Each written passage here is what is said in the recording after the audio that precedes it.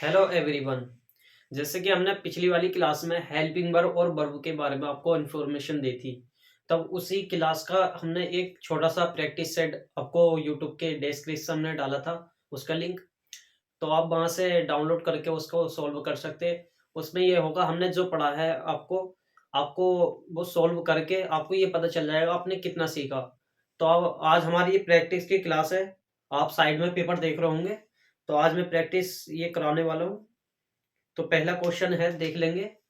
They had a marker. पहली बात तो क्वेश्चन पढ़ने से पहले सबसे पहले ये देखना चाहिए क्वेश्चन में पूछा क्या है। सबसे पहले दिया है, right the name of helping verb and verb. Main या फिर उसको मेन वर्ब का नाम भी दे देते हैं। इन द फॉलोइंग सेंटेंस, यानी कि right the name of helping verb and verb, यानी कि वर्ब का और हेल्पिंग वर्ब का नाम लिखना है नीचे दिए गए वाक्यों में। बस यही है इसमें।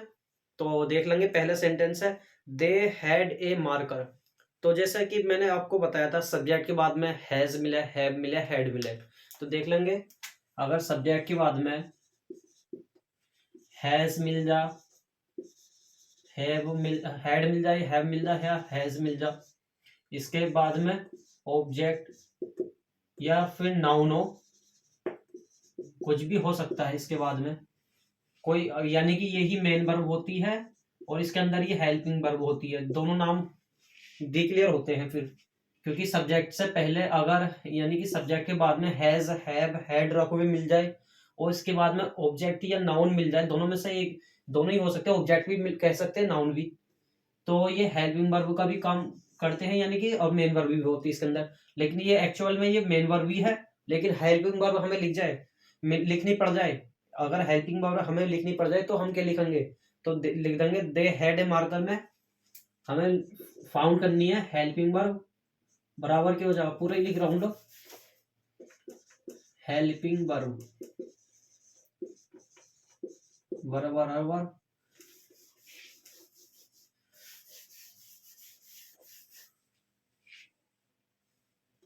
और मेन वर्ब लिख दो, ये मेन वर्ब लिख दो, मेन वर्ब या वर्ब कुछ भी लिख सकते हो आप ये। तो इसके बाद में हेल्पिंग वर्ब तो हमारी हैड है, देखो ये है, बाकी हमारा दे हैड ए मार्कर, तो ये हमारा सब्जेक्ट है, ये हैड है, और इसके बाद में ये नाउन है। तो मैंने बताया था सब्जेक्ट के बाद में हैज, हैव, हैड मिला और बाद में नाउन, तो ये मेन वर्ब का काम करते हैं। पहले तो मेन वर्ब हमें ये मिल गई, had.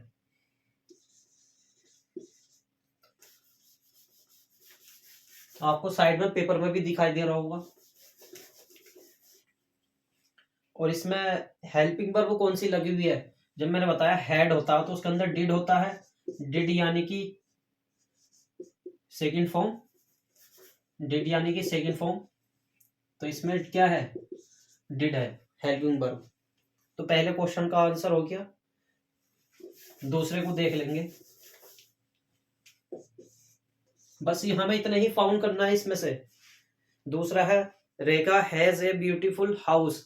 Rekha has a beautiful house, Rekha एक सुंदर घर रखती है। तो रेखा हमारा सब्जेक्ट हो गया। हैज क्या है, हैज के बाद में देखो सामने क्या रखा, नाउन से पहले ब्यूटीफुल एडजेक्टिव है, क्योंकि आपने पार्ट्स ऑफ स्पीच में पढ़ा है ये अब। और ये पूरा ए ब्यूटीफुल से आगे को ऑब्जेक्ट यानी कि नाउन रखा हुआ है, ऑब्जेक्ट है। और ये हैज क्या है यहाँ पर, मैंने बताया सब्जेक्ट के बाद में ये वही है, हैज मिल गया, हैज मिल गया, अब बाद में ऑब्जेक्ट या नाउन रखा हुआ है। तो ये क्या हो गया इसके अंदर, ये हैज जो हो गया। आपको जो भी समझ में आ रहा हो पहले नाम उसका लिख सकते हो, कि हैज हमें मेन वर्ब लग रहा, हम मेन वर्ब लिख देंगे पहले। और वर्ब, इसमें हेल्पिंग वर्ब कौन सी है,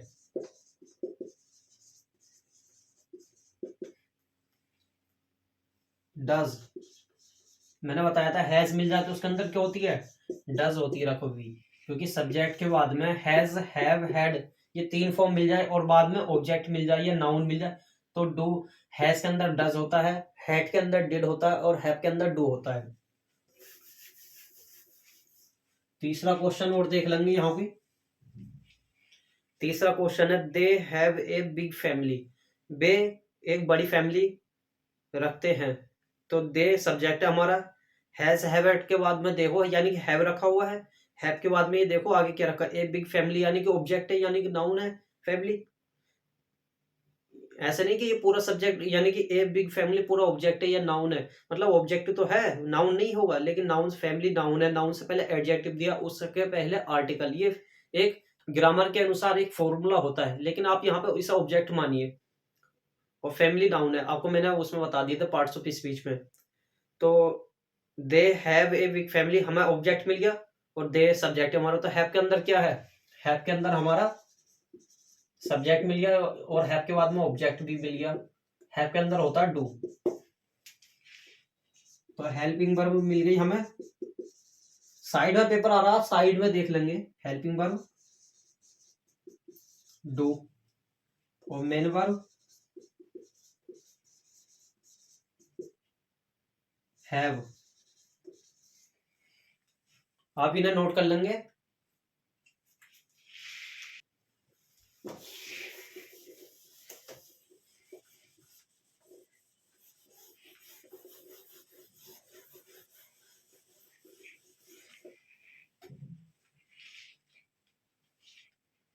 चौथा क्वेश्चन है, ही डज हिज होमवर्क, वह अपना होमवर्क करता है। तो ही सब्जेक्ट हमारा, डज मेन वर्ब है, यानी कि डू डज डिड मैंने बताया था आपको।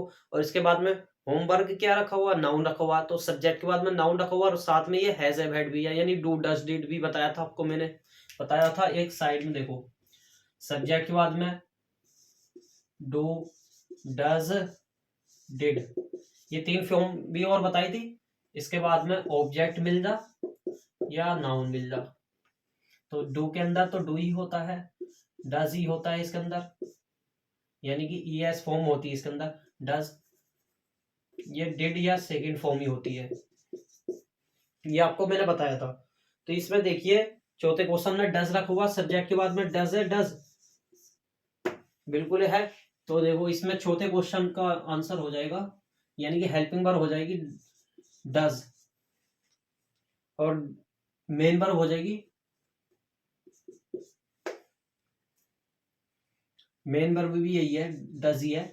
यानी कि ये डज जो होती है ना हेल्पिंग वर्ब, या कौन सी हेल्पिंग वर्ब जो होती है डज होती है। मैंने आपको 5 फॉर्म बताई थी डू की, डू डिड डन डज, और डू में आईएनजी फॉर्म लग जाए, आईएनजी फॉर्म होती है फर्स्ट फॉर्म, यानी कि डू की फर्स्ट फॉर्म में आईएनजी लग जाती है तो आईएनजी फॉर्म बन जाती है, या जिरंड भी बोल देते। ये डज फॉर्म बताई थी ना, बताई थी मैंने आपको, 10 फॉर्म है। लेकिन हेल्पिंग वर्ब में, यानी कि मेन, ये सेंटेंस जब आपको पढ़ाऊंगा प्रेजेंट इंडेफिनिट, तो उसमें बताऊंगा आपको मेन वर्ब की फर्स्ट फॉर्म में एस या ई एस लगता है, वही हेल्पिंग वर्ब का काम करती है। ये एस या ई एस डज में है या नहीं है, ये आप बताइए। तो इसलिए यहाँ पर डज है, ये हेल्पिंग वर्ब यानी डज फॉर्म लगी हुई है यहाँ पर, और यहाँ पे मेन वर्ब भी डज ही है, सेम सेम है यहाँ पर। तो जो 5वां क्वेश्चन देखिए आप, दे डू देयर होमवर्क, तो दे क्या इसमें सब्जेक्ट है, डू क्या हमारी मेन वर्ब है, देयर होमवर्क ऑब्जेक्ट रखा हुआ है, तो ऑब्जेक्ट से पहले सब्जेक्ट भी रखा हुआ है हमारा, और वो भी रखा हुआ है डू डिड, यानी कि डू फॉर्म रखी हुई है हमारी। तो इस डू के अंदर क्या है, दे के हिसाब से डू आया है, तो डू के अंदर डू ही तो होगा, और हेल्पिंग वर्ब क्या होगी, और हेल्पिंग वर्ब भी डू ही होगी। सही है। छठा क्वेश्चन देख लेंगे, यू डिड योर होमवर्क, तो यू क्या हमारा सब्जेक्ट है, और डिड क्या है हमारा, डू डज डिड। मैंने बताया था ये 3 फॉर्म, इनके बाद में डिड के बाद में ये देखिए योर होमवर्क क्या ऑब्जेक्ट है, तो यू ऑब्जेक्ट मिल गया, यू के बाद ऑब्जेक्ट भी मिल गया हमें, यानी यू के बाद में डिड, डिड और डिड के बाद में ऑब्जेक्ट भी मिल गया। तो डिड के अंदर क्या है, सेकंड फॉर्म है, यानी कि ये 5वां क्वेश्चन था। छठा क्वेश्चन देखिए, यू के बाद हमें you helping verb,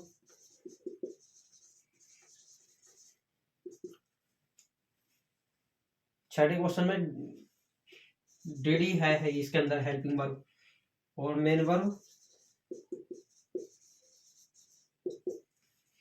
main verb है इसके अंदर छठे में डिड ही है, क्योंकि ये डिड पूरी मेन वर्ब हो जाएगी। इसको उतार लेंगे, नोट कर लेंगे।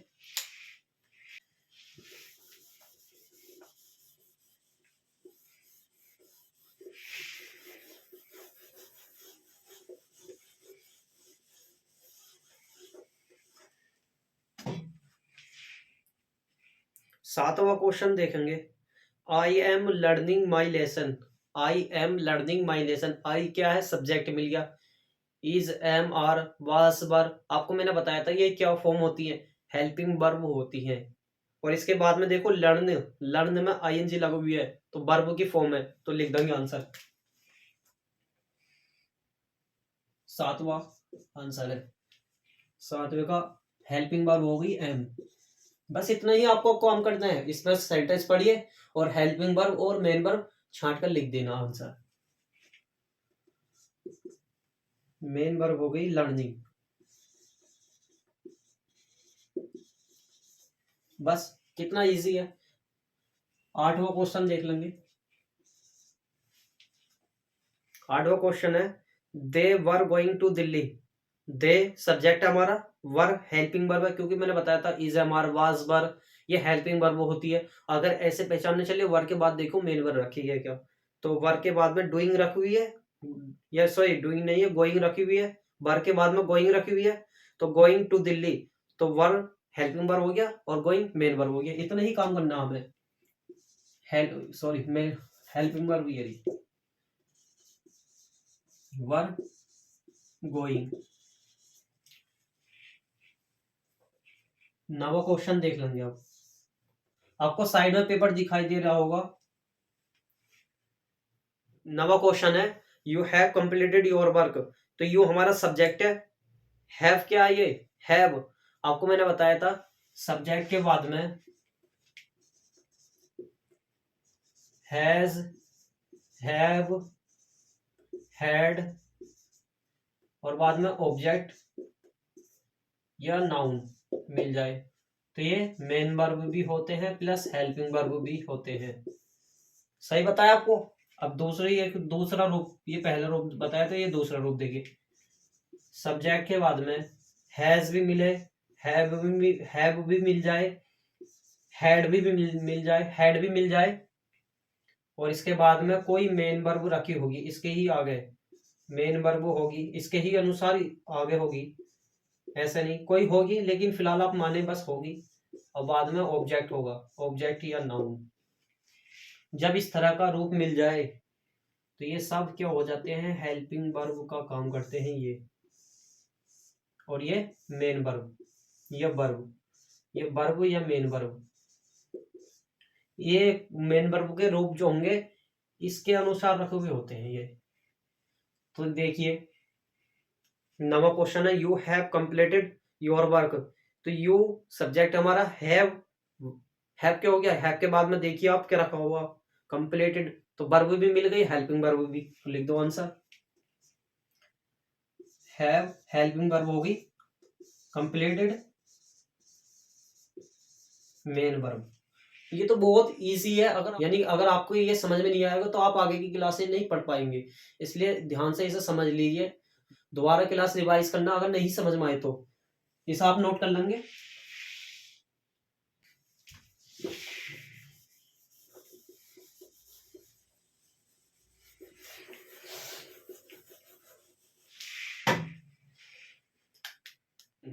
दसवां क्वेश्चन देखिए the child has been playing for 2 hours।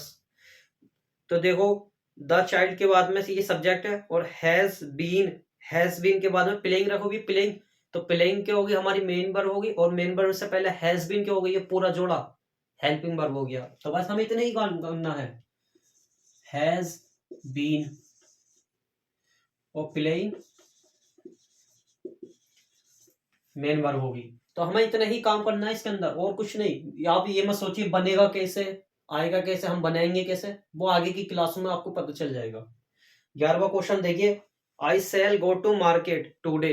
तो आई क्या है? सब्जेक्ट है। सेल मैंने बताया था will, shall, can, may, will be, shall be, can be, must be, ought, ये जो बताई थी आपसे मैंने हेल्पिंग वर्ब बताई थी, तो ये हेल्पिंग वर्ब है। और देखो इसके बाद में देखो मेन वर्ब भी रखी हुई है, गो।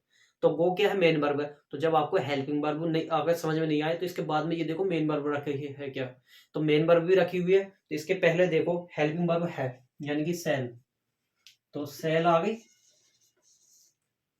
और गो आ गई। बहुत इजी है, बहुत ही इजी, इससे इजी स्कूल में भी नहीं बताया जाएगा आपको। ही में पास, ही में पास। अब आपको समझ में नहीं आया होगा, ही में पास, वह पास हो सकता है, संभावना है। तो ये जो होती है हेल्पिंग वर्ब होती है। और देखो मेन वर्ब की फर्स्ट फॉर्म आती है इसके बाद में, के बाद में। तो ये हेल्पिंग वर्ब, ये मेन वर्ब। बस हो गया आंसर, लिख दो यहाँ को। हेल्पिंग वर्ब होगी में और मेन वर्ब होगी पास। कौन सा क्वेश्चन था ये? 12वां क्वेश्चन है ये। 12, 11, 10 नोट कर लेंगे आप इनको।